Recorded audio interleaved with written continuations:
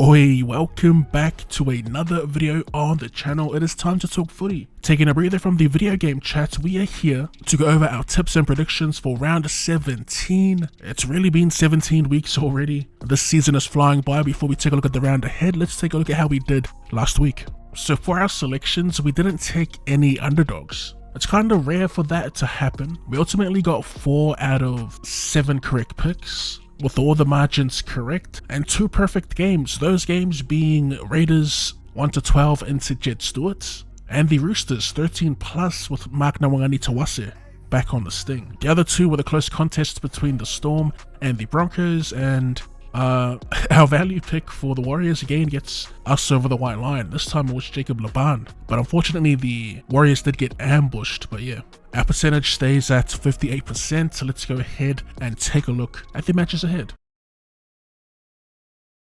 So game 1 takes us to Combank Stadium, the temporary home for the Panthers, where they host the Canterbury Bankstown Bulldogs. Looking at the ins and outs, both teams will be getting their origin players back. For the Panthers, that's Cleary, Edwards, To'o, Yo, and Martin. And for the Bulldogs, Maxi King, Matt Burton, Kurt Mann, and Stephen Crichton.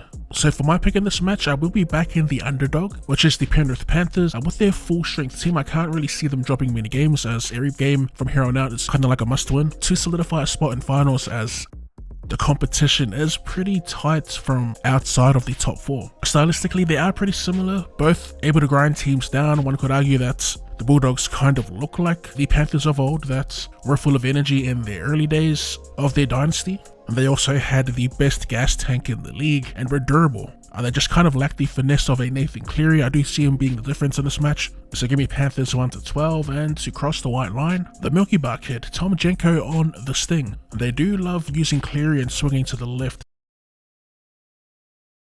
Game 2 takes us to 4 Pines Park, where the Manly Warringah Sea Eagles host the Wests Tigers. An ongoing theme while reading ins and outs will be the return of origin players. For Manly, there are none, but they do welcome back Matt Lodge, Lehigh Hopoate, and Jake Simpkin. An interesting note with Manly's lineup is that Hopoate will be starting at fullback, and Tom Turbo has been moved to play right centre, with Ruben Garrick shifting out to play on the sting. For the Tigers, there's one change. Dream Buller is out due to an injury, so their shift in the spine is Heath Mason going to fullback, Jerome Luai shifting to the 6, and Lautu Fa'inu getting a start at halfback. This game a bit of a tough pick, as Manly at 4 Pines Park do tend to turn it up for their home fans. They're not perfect at 4 Pines, but off the dome I feel like they've done quite well, especially going up against competition equal or lesser than them. That's the Tigers, who I don't mind for a cheeky underdog again, as they are due for a win, and a lot of their games, what's letting them down the most is their ill discipline. Okay, so after doing a little more digging, Manly at 4 Pines Park in 2025 have won 4 from 7. Their last performance was a hiding against the Broncos. I'm going to back them in.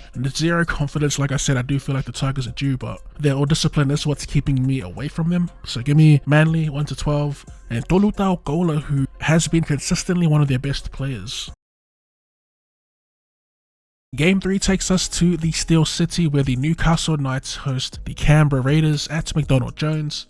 Looking at ins and outs, starting with the home side, they'll be without Fletcher Sharp, who I believe suffered a season-ending injury. Filling in for him at 6 will be Jackson Hastings, and they also get a bit of experience back through the middle of the field with Jacob Saifiti. The Canberra Raiders, they'll be without Hudson Young, so versatile back rower Simi Sasangi will be the one to fill that void. As for our pick in this game, I do kind of see it being pretty straightforward, as the Raiders have looked unbelievable this season, and quite frankly haven't showed signs of slowing down anytime soon. I will be back in the Raiders in this game, although I do see the Knights putting up a fight. Defensively, they have been pretty decent despite their attacking woes, and without Fletcher Sharp there, I do kind of see them struggling to score some points. So give me the Raiders, give me 1-12 points, and Simi Sasangi will be my guy to cross the white line.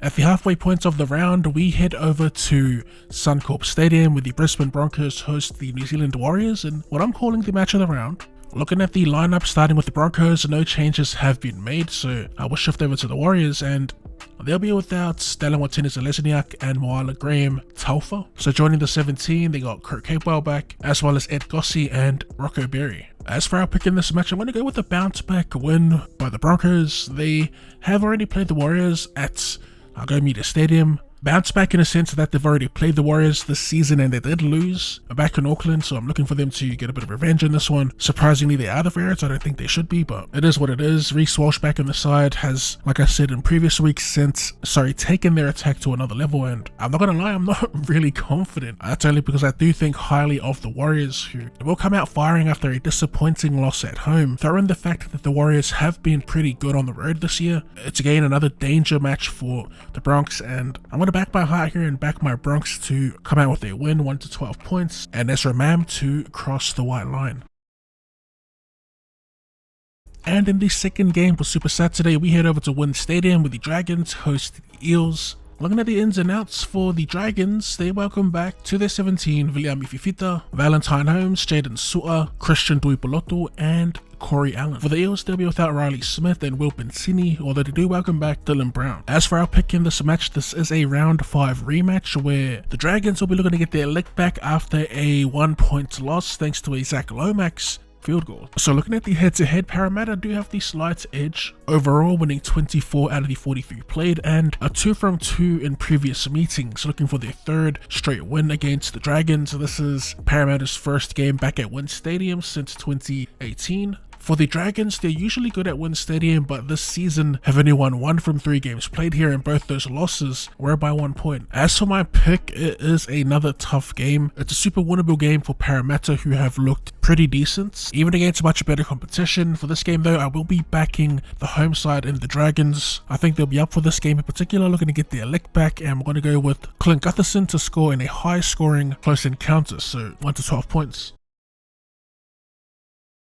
The final game for Super Saturday takes us to a core stadium where the Rabbitohs host the Dolphins. Looking at the ins and outs, Junior Tupou will be the one to fill the void left by Jack Bostock on the wing. And they also get Josh Kerr joining the 17, and for the Bunnies, they welcome back Cody Walker, Campbell Graham, and Peter Mamzalis. They will be fielding a full-strength side to take on the Dolphins here, who are looking for a bit of revenge for their round 1 loss where they fell 16 points to 14. As for our pick with the Bunnies at full strength pretty much, I'm actually really liking their chances in this game. I think Campbell Graham puts the absolute clamps on a red hot Herbie Farnworth. Jack Whiten in the back line as well. Still, that's a solid defensive center pairing. Walker back to facilitate. I want to back them in for an upset. I do think it'll be pretty close, so we are going to go 1 to 12 points. And to score a try, it's hard to look past Alex Johnston as he gets closer to breaking that all-time record.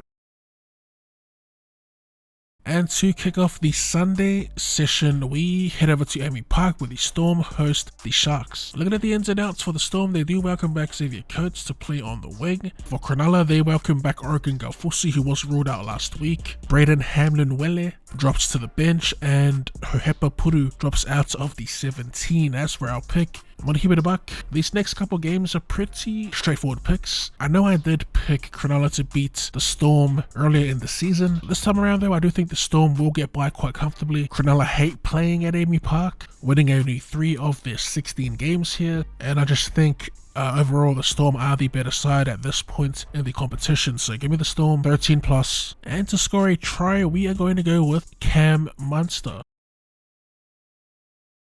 Moving on to the final game of the round, we have the Gold Coast Titans hosting the Cowboys at Cbus Super Stadium. Looking at the ins and outs as we always do, starting with the home side. With Jaden Campbell going down last week, he will be unavailable this week, and Tom Weaver will take his spot at halfback. North Queensland will be without Kyle Lawton as they welcome back Reece Robson, Ruben Cotter, and Jake Clifford back in the halves, with Jackson Purdue moving back out to the centres, this time playing on the right side of the field. As for our pick in this game, with the return of Jake Clifford and Purdue back out wide, I'm going to take the Cowboys here. I know I said I am off them, but I do like their chances against Gold Coast. I do think the Titans keep it tight, but ultimately I have the Cowboys walking away with the win. And to get on the board, let me get a piece of Jeremiah Nanai. And that about wraps up our tips and predictions for round 17. As per usual, if you have any tips and predictions of your own, let us know in the comment section down below. And if you enjoyed the video, be sure to share the like button. For more rugby league related content and more content in general, go ahead and drop your boy a cheeky sub.